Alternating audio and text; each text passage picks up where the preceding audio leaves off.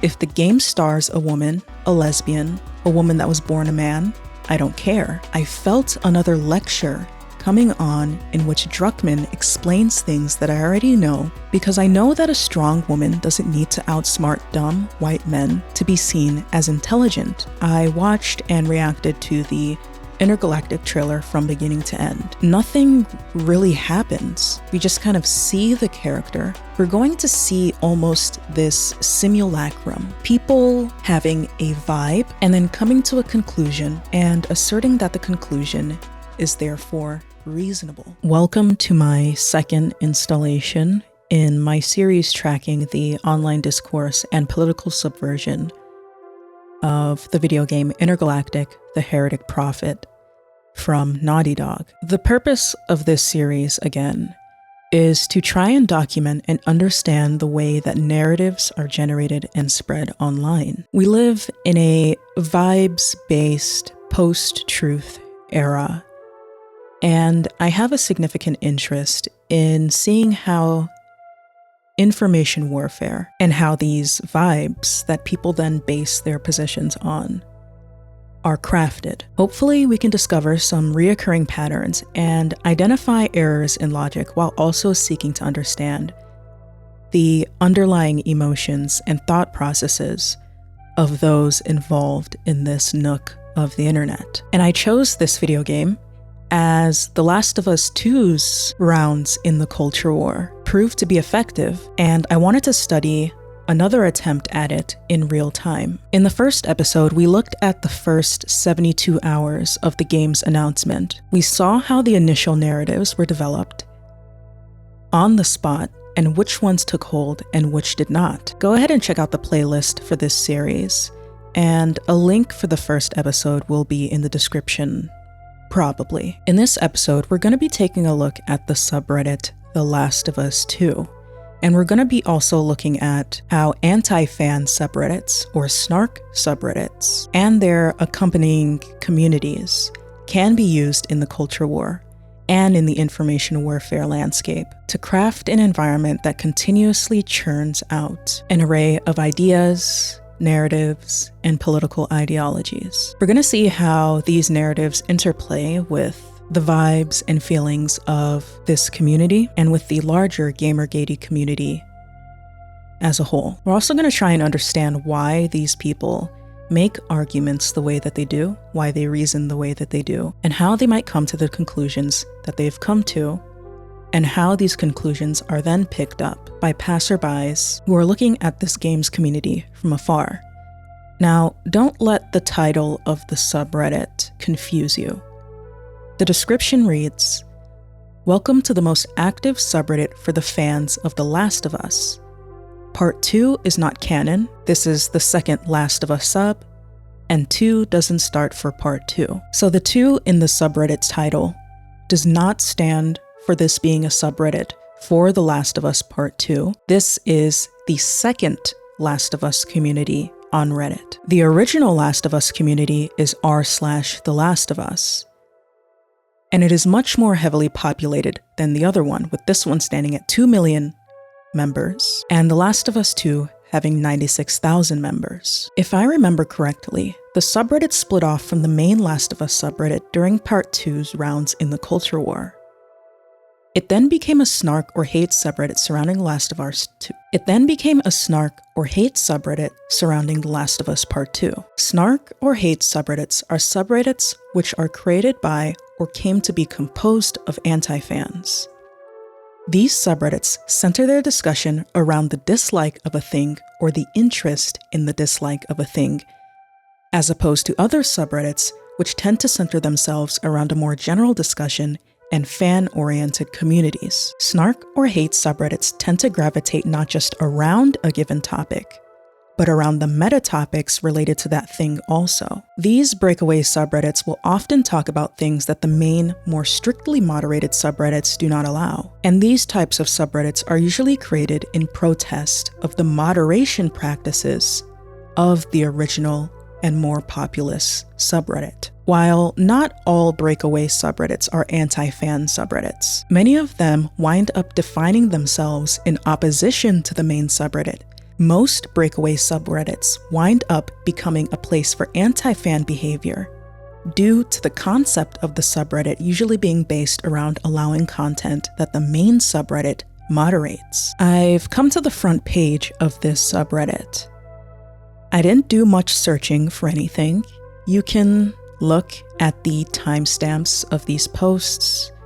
I just kind of scrolled through and picked a couple that I wanted to talk about here in this episode. So the first one we have up here is titled "Just a Small Minority," right? And the post here features a screenshot from some online news publication stating that Naughty Dog's Intergalactic, the Heretic Prophet trailer receives 500 plus more dislikes than Concord. Now, before we scroll into the comments, it's important when you look at headlines to consider the fact that they are headlines and to try and consider why a thing might be a certain way. Now, I don't have a link to this article. OP did not link it. However, I think it's safe to say that Concord was a game that was not visible at all. I don't know about you guys, but I did not even know that that game came out. The first time I heard about that game was that it was like already dead when it came out. There was no marketing, at least from my perspective. And so right off the bat, you would expect that a game out of Naughty Dog launched at the Game Awards would receive more attention than Concord, with more people watching the trailer. And as an extension of more people watching the trailer, you would expect that the trailer received more likes and more dislikes than Concord. 524% doesn't tell us much. I'm sure the article has specific numbers. We're not here to debunk or talk about the article specifically.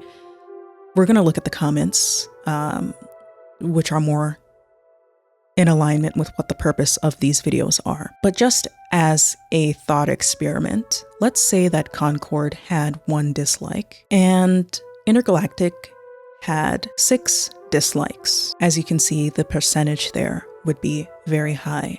So the percentage difference doesn't really tell us much without raw numbers.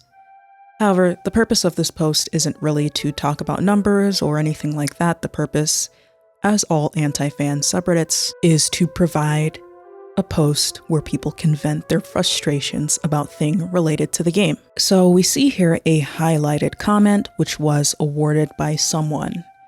I'm not going to read it all, but it reads, "I'm actually left-leaning in political views. However, I play a game as escapism.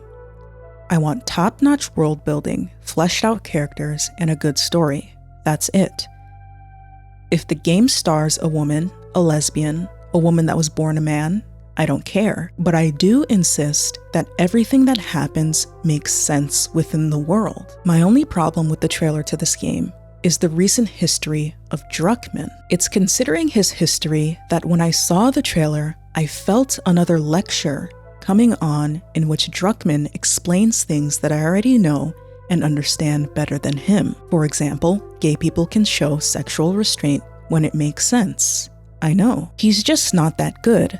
To cover himself, he decides to try and cheerlead liberals like myself. But it shouldn't work, because I know that a strong woman doesn't need to outsmart dumb white men to be seen as intelligent. She doesn't need to display physical power to show strength. And gay people can be gay without having sex to show it. It suggests an arrogant, bratitude girl boss whose shortcomings will be protected by the same people who can't get their heads around the idea that The Last of Us 2 story gets stupid. They think they're protecting women and whatever else. Right off the bat, this comment is very strange. In another video I posted, I watched and reacted to the Intergalactic trailer from beginning to end. It's a pretty short trailer, 4 minutes long. Nothing really happens. We just kind of see the character. We hear someone talking to her. We hear like a couple lines of dialogue from her. And then we get an in-game action sequence for like 2 seconds, and then the trailer ends.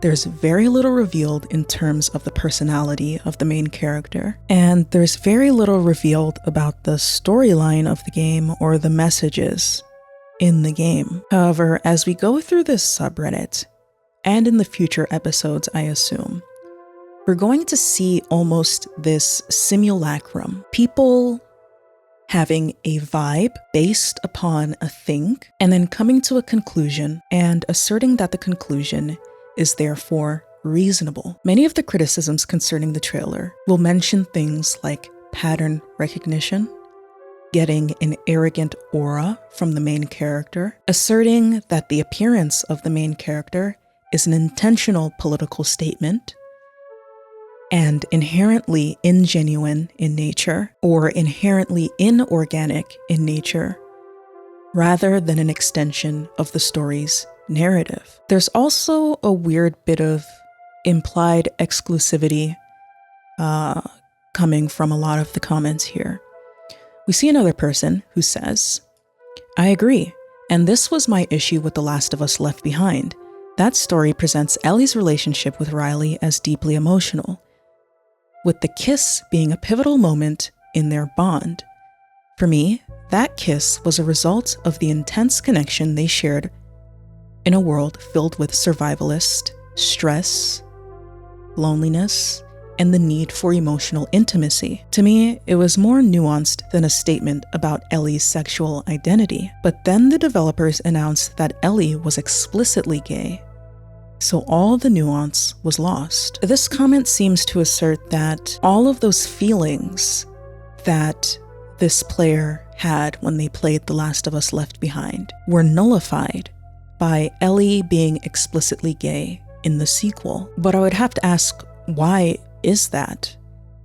I'm genuinely confused. Why is nuance for what the story presented in the first game removed by Ellie becoming gay in the second scene? All of these things, such as intense connection, survivalist stress, loneliness, and the need for emotional intimacy, remain. So what left when Ellie was announced as explicitly gay? Another post 10 hours ago says, "Redefining beauty, Druckmann style," with the image at the top saying this is problematic, and the image at the bottom saying, "Behold, the video game female hero of the 21st century." We just read a comment saying that they liked the relationship that Ellie had in the first game, not for its conversation about sexuality, but for its conversation and messages about intense connection, survivalist stress, loneliness, and the need for emotional intimacy. So surely, when we go into the comments of this post, we might see people making note of those same messages present in Abby's storyline in The Last of Us 2. That's a dude. Cuckman's fetishes make me feel like this. Dude, there's no way Druckmann doesn't like to take it by muscular chicks. Long story short, it's not about inclusivity. It's not about a different model of beauty. Druckmann just can't resist to include women matching his aesthetic cognition, likely due to sexual reasons. So we have another post here, 18 hours ago again. "My name is Neil Druckmann, and I ruin everything good any welcomes here." I don't understand that sentence. And of course, typical snark comments here. As you can see, there's a lot of hate for Neil Druckmann. I'm not here to talk about Neil Druckmann or the story of The Last of Us 2. I'm here to present to you guys the concept of a snark, hate, or anti-fan subreddit, so that in the future, you can understand where a portion of the culture war narratives surrounding Intergalactic are being generated. This post from one day ago says, "Both victims of Neil's terrible character writing," in reference to a tweet that says, "It's sad to see what these two have gone through," with Abby's voice actor on the left and Jordan's voice actor on the right. Now, we'll get back to Abby's voice actor later when we see the image that Tati posted on Instagram earlier in December. But to keep things short, the voice actress for Abby received a lot of death threats and hate due to The Last of Us 2's presence in the culture war, and Abby specifically symbolism to the culture warriors as the modern, feminist, muscular, non-sexual woman that is being pushed down the throats of gamers everywhere. Remember Dinah's actress? She had natural large breasts, but her in-game model had them shorter. And Neil went to an event accusing games like Halo and Metal Gear of sexism, calling characters like Quiet and Cortana unrealistic, and yet he hired an actual actress with big breasts that he purposefully reduced in-game because real women in Neil's mind don't look like porn stars or hot models unless it's fake plastic surgery. No, they look like Anita Sarkeesian, who he loves so much he handed her the award to during that dumbass conference. If you guys didn't know, this is the body actress, the motion capture actress for Dinah in The Last of Us Part 2. I have no idea what this person is talking about. The model looks like almost identical to the actress.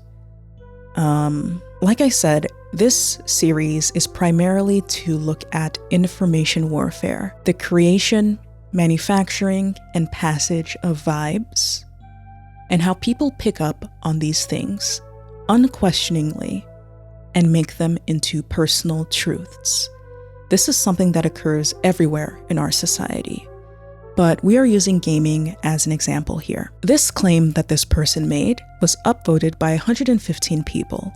115 people who most likely uncritically agreed with what this person said. And so when this claim is then referenced by someone else, it will seem as if it is a reinforcement of the truth of the claim, when in reality, the original claim itself does not have a factual basis. Another post 2 days ago, Naughty Dog never beating the allegations. This post shows the principal character concept art designer at Naughty Dog drawing some Stellar Blade fan art. A bunch of people apparently were upset because the face of the character looked like this in the fan art, which they perceived to be masculine.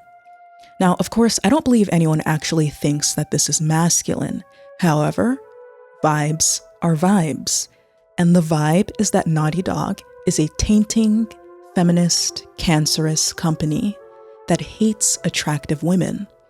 Therefore, even the concept art from a concept artist at Naughty Dog must be unattractive. It cannot be any other way because they have fully bought in to their positions as an extension of their self-identity. Stellar Blade represents everything they hate. What a strong claim. And the person clarifies that what they hate is femininity. So this person is asserting that Naughty Dog hates femininity. And of course, comments disagreeing with this are downvoted. For some reason, this tweet is not visible in East Asia. This person has not posted any proof of this claim, but upvoted by 89 people. Shift Up understands the market well and Naughty Dog design. Again, the East versus West and anti-Western sentiments of this arm of the internet and the culture war. Like I said in the first series, this leg of the culture war seeks to promote anti-Western sentiments and to make Westerners hate the West and Western culture. So throughout this series, you'll probably see a lot of comparisons between East and West, with West always being the antagonizing or worse force of the two. Why are Naughty Dog seemingly cool with Shift Up? Stellar Blade should appall Neil Druckmann. What gives? Again, claims as to Neil Druckmann's state of mind and what he stands for seem to be common sense in this community. They no longer require evidence to the claims that they're making in these comments. It is universally agreed upon as this subreddit's own collection of founding principles. This is a common characteristic with all anti-fan subreddits, an insistence in maliciousness of a certain party. They keep trying to hit us with their psyop, but it keeps failing. Again, an insistence in intentional maliciousness, subversion, or plotting against the true gamers. This person down here correctly identifies the anti-West psyop that is really going on, but sorry buddy, you're in an anti-fan subreddit, you're not going to get any upvotes. Why does animation studio make women shave head or go bald? Apparently removing female characteristics is feminist. So it just goes on and on, as you can see. It's not about Eve or anything. It's an anti-fan subreddit. It's about generating hate. I will now try and... So I know you've been hearing me look at posts from the Last of Us 2 subreddit. And by now you're probably wondering, isn't this a series on Intergalactic? Just bear with me for a little while longer. We still have some more developments in the Intergalactic culture war that I will get to in this video. But I think it's important to introduce the concept of hate communities and anti-fan communities for the future of this series. I will now try and recall the origination of the splitting of this fandom so that we have some context as to the relevancy of this subreddit moving forward. The contention for the Last of Us community began before Part 2's release, with anonymous leakers claiming that there was trouble in paradise with the studio and that the sequel featured a trans character. Some of these leaks, if I remember correctly, turned out to be true. Some of them were false, and some of them were narrativized. For instance, there is a side character in The Last of Us 2, which features a one-liner of dialogue that shows that the character could possibly be trans. Upon the game's release, players discovered that Joel, the beloved main character and the protagonist of the first game, was killed early in the game by a new muscular female character who is viewed as being unattractive and unlikable by many male gamers. This new character, named Abby, would become one of the two main playable protagonists in The Last of Us Part 2. The player would have to play as an older Ellie, a now known and confirmed lesbian from the first game, or Abby, a straight but less masculine-looking woman who killed Joel. I believe Joel's death to be a natural extension of the game's narrative, as well as an extension as well as being influenced by the book The Last of Us is based on, a book called The Road, which was also made into a film. The narrative of that book takes place in a post-apocalyptic world, with a father and son walking from place to place, trying to survive after the suicide of the boy's mother. The boy is naive compared to his father, and at the end of the movie, the father dies from a sickness, and the boy is forced to grow up at a young age. In The Last of Us, a very similar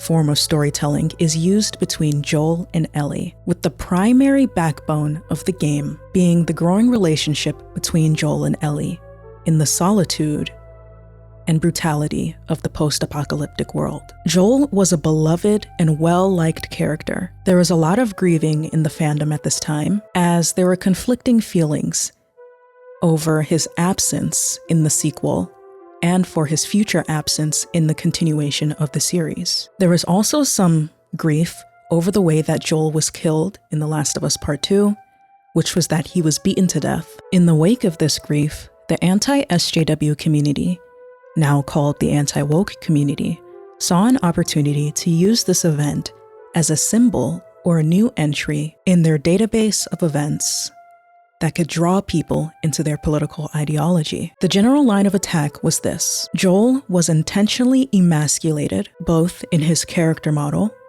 his behavior, and in the nature of his death in The Last of Us Part 2. He was held down and killed by a masculine woman in a disrespectful manner. The player was then forced to watch and then to play as a lesbian in a lesbian relationship, Ellie, or as Abby, a masculine straight woman who did not have traits that men typically found attractive. The narrative was that this was done for political reasons, to send a message that straight women will not be attractive, attractive women will not be straight, and masculine men will be emasculated. The nonsensical nature and problem-seeking mentality here is probably best displayed by a post on the Last of Us 2 subreddit that ended up becoming a meme within the gaming community. The post reads, "That's weird. They shrank his shoulders, made him look soft," in reference to Joel's character design. On the left, we see Joel in The Last of Us Part 1, and on the right is the same scene, but re-rendered in The Last of Us Part 2. You might think that the person in this post was joking, but they were not. Some of the comments have been deleted, but we still have a few here. A dominant-looking male is Naughty Dog's new worst nightmare. They have totally effed up Joel in this game. I mean, even the look, that's not my man. I don't get that, hey, it's Joel feeling.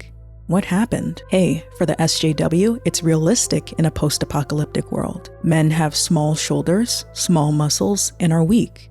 Women are strong and buff. They definitely want to project Joel as the weakling. This post was made 5 years ago. The behavior of this subreddit has not changed, and we see a lot of the same problem-seeking, ghost fighting, intention assuming, and narrativizing of very minor things. This is not a documentary on anti-fan subreddits, but I wanted to give an explanation as to what they are and how they are used to generate the political discourse surrounding a particular thing, in this case, a video game. I suspect that we will likely be seeing more of The Last of Us 2 in the future, given that Intergalactic does not have its own breakaway subreddit yet. This subreddit is likely to become one of the hubs for meta discussions surrounding identity politics and culture war for all Naughty Dog properties going forward. Now we're going to get back to the culture war drama specifically surrounding Intergalactic. In December, a few days after the initial announcement trailer was released and the culture war had put its hands on Intergalactic, Tati Gabrielle posted this image on Instagram. It says, "Fragile masculinity, 100% incel tears, so DEI-licious," and it features a fan art drawn by someone of Ciri from The Witcher 4 and Jordan from Intergalactic.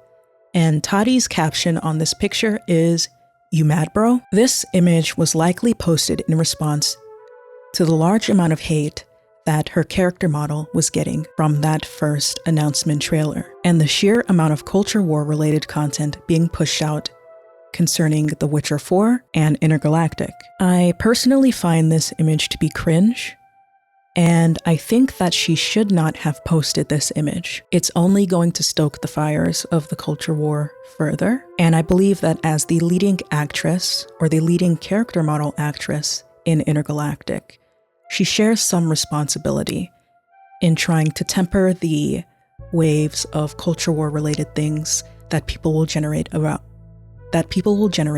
the game. However, as we've seen in the first episode, in this one, and in probably future episodes, the culture war had already decided that she was an enemy to begin with, and that this game was a problem. They did this all on their own, without any prompting or antagonization from Naughty Dog, Neil Druckmann, or Tati Gabrielle. So I understand the urge for Tati to post something like this, given the hate that she was receiving immediately after the trailer's release, purely for her character having a shaven head. Now, if you're wondering what this kind of hate actually looks like, we have a tweet here from Laura Bailey. She was an actress for Abby in The Last of Us Part 2. She received an extreme amount of hate, death threats, and disparaging comments for a very long time after that game's release. It got to the point where her mental health was beginning to get severely affected by the hate that she was receiving. And due to the culture war crowd not having any interest in separating the actress from whatever ideological issues they have with Neil Druckmann or Naughty Dog, it's likely that Tati Gabrielle has already begun to see what Laura Bailey went through with The Last of Us 2 for Intergalactic. On December 23rd, 2024, a user from r/Naughty Dog posts this. They would 100% call Alien woke if it came out today. The image shows a comparison between 2024 discourse around a shaved woman's head and 1992 discourse surrounding a shaved woman's head in the Alien franchise. This is a concept that I have considered before. How adults and children are now cohabitating on the internet and in fandoms. While there may have been people complaining about the bottom image back then, children and teens were mostly existing in separate spaces. Now children are subjected to unnecessary political messaging and culture war issues within fandoms, preventing them from having simple enjoyment of a franchise without any political baggage attached to it. I doubt that if a large portion of the teenage user base on subreddits like The Last of Us 2 were excluded from that subreddit or from any of the accompanying communities, they would have the opinions that they have surrounding Jordan. Much of the attitudes in the culture war surrounding female protagonists is self-enforcing, with people saying a thing and then repeating it, and then the vibe of that thing being constructed, and then the vibe being used as proof that the thing is true. A user then cross-posts this to the Last of Us 2 subreddit, almost as if the problem isn't that she's bald. Plot twist, people don't like her because she is another "I'm better than everyone else and I'm super cool so you should immediately like me" character. It's crappy writing, not the lack of hair. Now, let's pause for a second. This is very similar to comments I received on my last Intergalactic video as a justification for the reactions to the trailer. There seems to be an underlying assumption that Jordan's character is indicative of an "I'm better than everyone and I'm super cool" attitude. If you recall, the trailer was extremely short and it gave very little information about who or what Jordan is doing. So where is this sentiment and vibe coming from? I decided to take a look at the comments. That's the problem with these companies having representation in their media. It's not the characters, it's the fact that they think they can get away with crappy writing because their character is a minority. Did the Intergalactic trailer do any of this? I don't understand what the connection between this comment and Intergalactic's announcement trailer have to do with anything. The original poster responds, "That whole sub," in reference to the Naughty Dog subreddit, "is just people ignoring the actual issue and pretending like everyone who doesn't like it is a misogynist. It's kind of sad."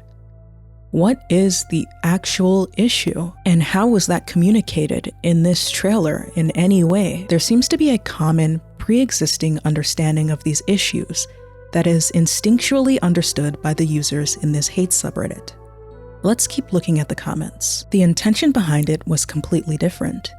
Again, we see a person asserting and claiming that there is some sort of intentional desire to make people angry on behalf of Naughty Dog's game studio and with this announcement trailer, despite, again, and I'll keep repeating it, the trailer showing almost nothing. I'm not looking for characters to like out of their appearance alone. If their personality is bad, the main character here immediately reeked of "I'm a gender non-conforming badass who just shaved my head cause F women's beauty standards and the male gaze." Like, they did not need to show him shaving their head as one of the first things we see. It could actually work, but in the context of Naughty Dog, the intentions were clearly different. Again, where is the sentiment that "I'm a gender non-conforming badass who just shaved my head because F women's beauty standards and the male gaze" coming from? Why is the inherent assumption that the main character shaves their head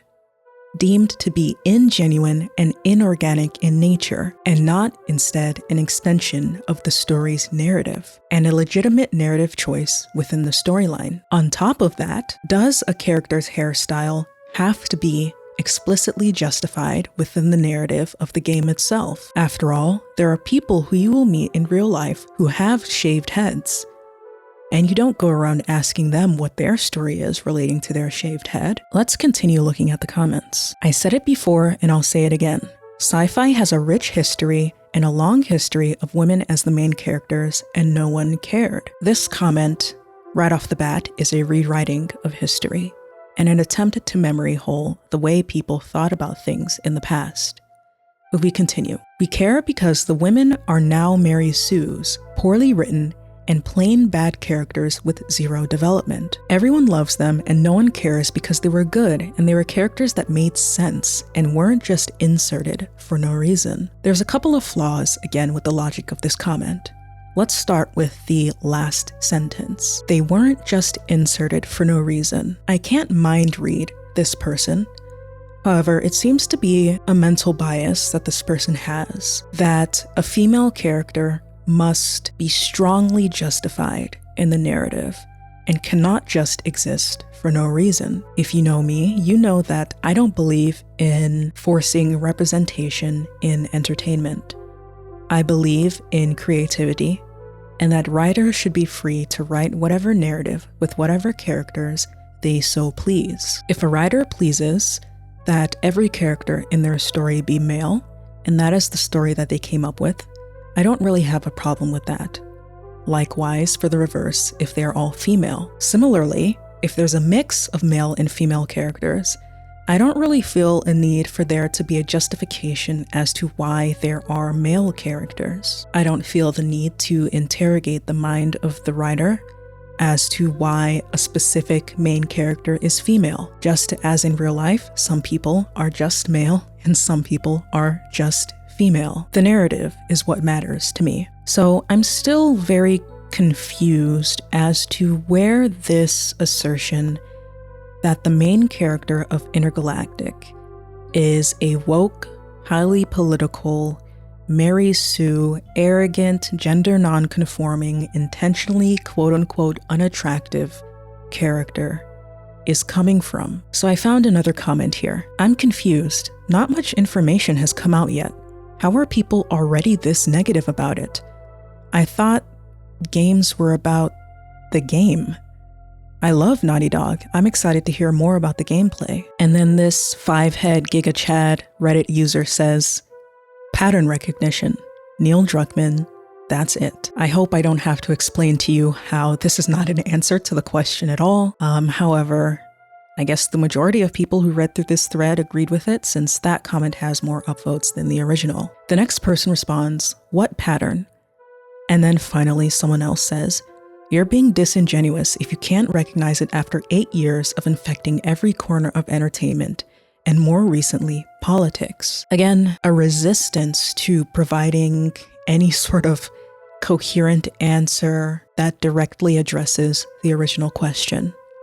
It's kind of like when you ask a conspiracy theorist how they came to the conclusion in their conspiracy, and then they tell you, do your research. It's not an answer to the question. They haven't provided you with any evidence. They're simply just saying, I know this to be true, and you don't. As we can see, there are still a tremendous amount of vibe-based arguments going on in this subreddit. Similarly to what we saw with The Last of Us, we see it here again with Intergalactic. I personally am against superstition and conspiratorial states of thinking. As human beings, we often see patterns where there are none, and extrapolate conclusions based upon some sort of subjective emotion. We then make someone or something a symbol of our conclusion, or of that subjective emotion that we don't like, and take it out on them. For instance, a neighbor in a village gets sick, then another, and then another. Finally, someone's dog dies. Someone notices that all 3 of the sick people had insulted one particular person a few weeks prior. This quiet neighbor is then accused of having done something to those people, and with no way of defending themselves against those claims, that were not based in any evidence, but on a subjective hunch, that person is attacked as a means of granting everyone else in the village closure on the matter. It does not occur to the people who have given into this mob mentality that people get sick on happenstance. Perhaps all 3 of those people came into contact with one another. Perhaps it was at that very moment that they were making fun of the quiet neighbor. One of them was sick, but not showing any symptoms, and they all received the sickness on that day, and that the dog passed away from a heart condition, as some dogs tend to do. It makes far more sense that that was the case, as opposed to the villager being a witch who casted a spell on those 3 people and the dog. However, we as human beings love entertainment, and it feels good to uncover some hidden or forbidden knowledge, and forbidden opinions are alluring to us. In this thread, we see that same type of thinking here. Unfalsifiable claims of intentional political malice and tokenism. I made a comment on my first video that sums up my current thoughts on this line of thinking. What if the model shaving her head serves a narrative purpose within the game itself? Should writers avoid narrative choices that might offend audiences? I think creative freedom is better than being forced to appeal to sexual tastes. The thing you are suggesting is the opposite of immersion, allowing external forces to dictate story choices. This is exactly what I'm against. Corporations trying to appeal to the most amount of people while sacrificing creativity and narrative choices to make sure everyone is happy. We do not know why the character shaved their head. You are the one making assumptions that the reasons are somehow ingenuine or faulty in nature. This comment was made in response to someone suggesting that the character model was symbolic of woke culture. And I would like to extend this position even further. Does a character's appearance and personality need to be justified? And to what extent? While watching Arcane, I saw a variety of characters with quirks about their voices, personalities, mannerisms, and appearances. Most of it was left unaddressed. And I found that made the world feel more lively. I would hate it if characters who looked a little different had to have a little part of an episode where they had to explain what happened to them to make them look that way. I prefer to just find that out organically, as is what happens in real life. And just as is what happens in real life, sometimes you never ask, and you never know why a particular person walks with a limp, or why they shave their head. In the first episode, I talked about high-level and low-level beliefs. I defined high-level beliefs as being things that we say to make low-level beliefs more palatable, or to relate lower-level beliefs to other higher-level concepts, sort of like a web of nodes. The higher-level belief here is that the female character in Intergalactic is an ingenuine Mary Sue, who is made the protagonist for external political reasons, which are represented by her physical appearance and demeanor in the trailer. Some lower-level beliefs could be this. I'm disappointed that I won't be playing as a male character. I would like to play as a male character and see male characters represented in this studio's prestigious projects. The sentiment here is fine, I guess. It's natural for one to want to play as something like oneself. I, for instance, wanted to play as Sadie Adler instead of Arthur in Red Dead Redemption 2 for a bit. However, the reason was two-parted. One, because I like to play as female characters in general, and two, Red Dead Redemption is a prestigious franchise. I would like to play as my preferred choice of character in a prestigious game. It's as simple as that. However, I don't believe that the lack of this was done with any ill intent.